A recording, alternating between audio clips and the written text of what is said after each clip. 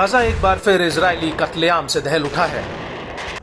Gaza का safe zone घोषित हो चुके खान यूनिस इलाके में इजरायली सेना ने जबरदस्त एयर स्ट्राइक की। आईडीएफ ने रिफ्यूजी कैंपों को निशाना बनाकर भीषण बमबारी की है। इजरायल के चौंका देने वाले इस हमले में 90 से ज्यादा लोगों की मौत हो गई, जबकि 290 से ज्यादा लोग घायल हो गए हैं। हवाई हमले के बाद हर तरफ चीख पुकार मच गई। इजरायली सेना के गाजा हमले के बाद कई रिफ्यूजी कैंप तबाह हो गए हैं। इजरायली हमले इतने भीषण थे कि कई जगहों पर घंटे भर से ज्यादा धुएं का गुबार उठता दिखा। गाजा पर हुए हमले को फिलिस्तीनी प्रशासन ने नरसंहार करार देते हुए बताया कि रिफ्यूजी कैंप पर हुए हमले में खान यूनिस में भयंकर विनाश लीला देखने को मिली है। आईडीएफ ने दावा किया था कि अल-मवासी में अल-कासिम के चीफ मोहम्मद देईफ के होने की पुख्ता जानकारी मिली थी। हालांकि इस हमले में हमास के सैन्य प्रमुख की मौत हुई है या नहीं, फिलहाल इसकी पुष्टि नहीं हुई है। देईफ कई साल से इजरायल की मोस्ट वांटेड लिस्ट में सबसे ऊपर है।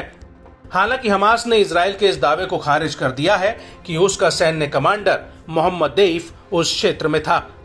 चिंताजनक बात यह है कि हमला उस इलाके में हुआ जिसे खुद आईडीएफ ने हजारों फिलिस्तीनियों के लिए सुरक्षित घोषित किया हुआ था।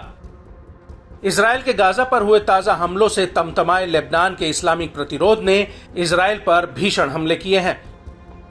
हिजबुल्लाह ने इजरायली सैनिकों के खिलाफ 7 ऑपरेशंस को अंजाम देकर गाजा पर हुई एयर स्ट्राइक का बदला पूरा करने का दावा किया है। हिजबुल्लाह प्रमुख ने खान यूनिस के अल-मवासी में हुई भीषण एयर स्ट्राइक पर इजरायल को खूब खरी खरी सुनाई। हसन नसरल्लाह ने कहा कि इजरायल ने अल-मवासी में नरसंहार किया। इजरायल ने यह दावा करते हुए अपनी एयर स्ट्राइक को जायज ठहराया कि उनका मकसद हमास नेताओं को निशाना बनाना था। क्या इससे भी बड़ा अन्याय और अत्याचार है? हम अल-अक्सा फ्लड की लड़ाई से विजयी होकर उभरेंगे। लड़ाई के दौरान हमारे घायल सेनानियों की एक बड़ी संख्या ठीक हो गई है और फ्रंटलाइन में लौट आई है।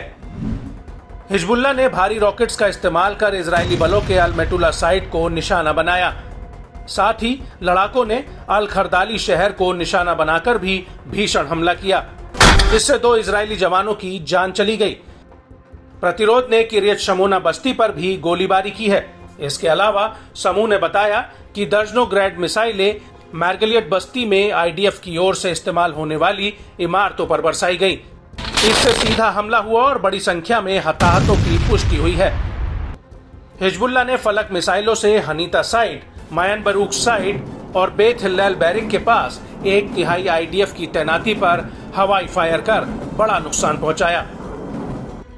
समूह ने दावा किया कि हर एक ऑपरेशन में सीधा हिट हुआ है।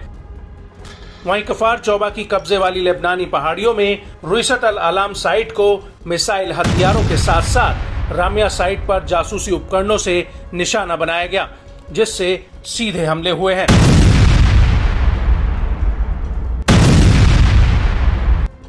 हिजबुल्लाह की ओर से जारी वीडियोस में लड़ाकों को हदाब यरून साइट और जरीद बैरिक के पास निशाना बनाते हुए दिखाया गया।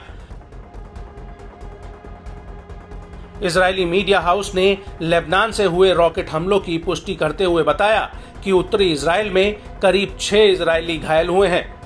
मिसाइलों के हमले के बाद किरियत शमोना क्षेत्र में आग लग गई, जबकि बस्ती में रॉकेट गिरने से मर्गालियट के 2 इमारतों को काफी नुकसान हुआ है।